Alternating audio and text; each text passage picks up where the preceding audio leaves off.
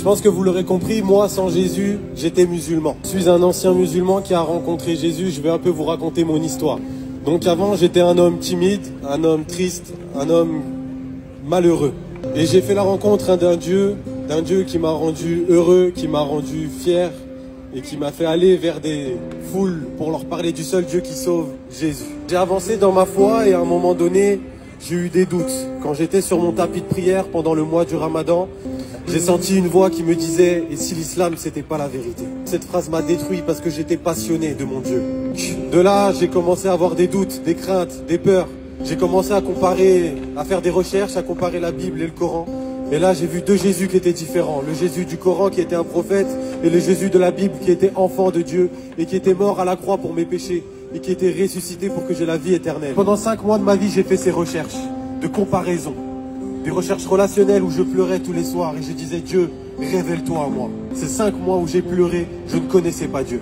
J'étais détruit, j'avais peur et j'ai fait cette prière. Seigneur, révèle-toi à moi d'une manière où je ne douterai plus jamais de ma vie. Et je te promets que si tu le fais, je te dévorerai ma vie entière. Au bout de ces 5 mois de prière, ces 5 mois de peur, j'ai rencontré un homme.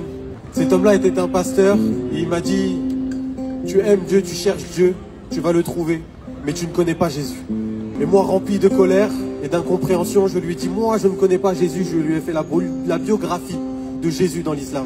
Je lui ai dit « Je connais Jésus, il s'appelle Isa ben Myriam. Et c'est un prophète, ce n'est pas le fils de Dieu, il n'est pas mort à la croix, j'étais déterminé. » Et il m'a dit « Tu connais beaucoup de choses mais tu connais pas Jésus. » Il m'a expliqué pour lui qui était Jésus et c'était le même que j'ai rencontré dans la Bible. Le fils de Dieu qui était mort pour moi et pour mes péchés. À partir de là, il m'a demandé s'il pouvait prier pour moi et je lui ai dit non. Je suis rentré chez moi en colère, je n'arrivais plus à dormir. Et 2 semaines après, je l'ai rappelé et je lui ai dit « Je veux accepter Jésus. Je veux découvrir ce Dieu qui a pardonné mes péchés. » Donc mon cheminement a continué, je suis devenu chrétien, enfant de Dieu, et ma vie a changé. J'ai été timide, il m'a donné de l'assurance. Là où j'ai été faible, il m'a rendu fort. Et là où j'étais vide, il m'a rempli. Alors aujourd'hui, je ne te partage pas une religion, je te partage une solution.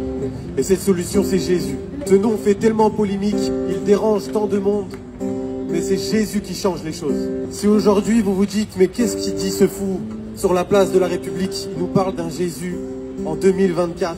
Si aujourd'hui je suis capable de prendre la parole devant une foule pour leur dire que Dieu m'a changé, c'est que Dieu existe. Si j'ai été capable de me mettre le monde à dos, ma famille à dos, mes anciennes croyances à dos, c'est parce que Dieu existe. Donc s'il a été la solution pour moi, il peut être la solution pour toi aujourd'hui, peu importe ce que tu vis. Mon histoire ne sort pas de l'ordinaire, c'est une histoire qui existe et beaucoup de monde reste dans le secret. Alors sache qu'un jour si tu te retrouves dans une solitude, dans la tristesse, dans des problèmes, Dieu te regarde. Et un sauveur est né, il s'appelle Jésus-Christ. Il met le genou par terre et il te dit « Veux-tu me suivre? J'ai la solution pour toi. » Le choix et la décision t'appartient. Moi, j'ai fait le choix de me mettre le monde à dos pour avoir mon éternité au ciel.